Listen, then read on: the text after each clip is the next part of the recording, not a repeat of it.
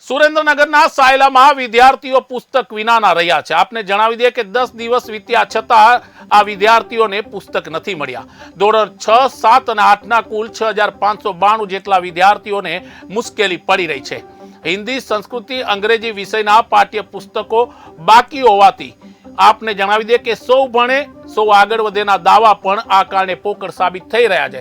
સર્વ શિક્ષણ અભિયાનની જે વાતો છે તે પણ પોકળ સાબિત થઈ છે।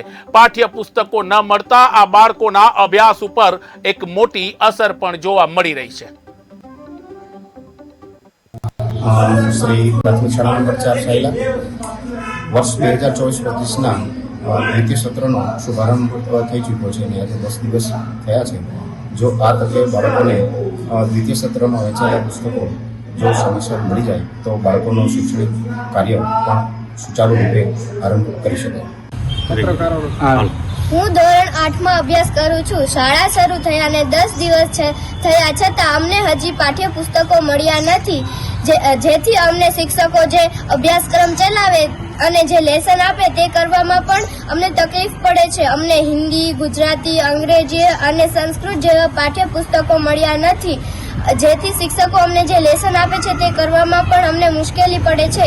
તમે અમને જલ્દીથી પાઠ્ય પુસ્તકો આપો એવી તમને નમ્ર વિનંતી। હું ધોરણ 6માં અભ્યાસ કરું છું। લગભગ સ્કૂલ ખુલી તેના 10 દિવસ થઈ ગયા છે, પણ અમને પાઠ્ય પુસ્તક મળ્યા નથી, હિન્દી, સંસ્કૃત, ઇંગ્લિશ।